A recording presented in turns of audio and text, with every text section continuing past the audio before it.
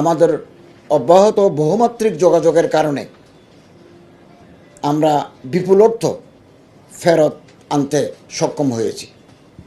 প্রিয় সাংবাদিক ভাইয়েরা, সৌদি হজ ওমরা মন্ত্রণালয়ের মশার নুসুক প্ল্যাটফর্মের IBN-এর সর্বমোট 990টি এজেন্সির অব্যয়িত অর্থ জমা ছিল এবং সবকটি এজেন্সির টাকায় ফেরত পাওয়া গেছে।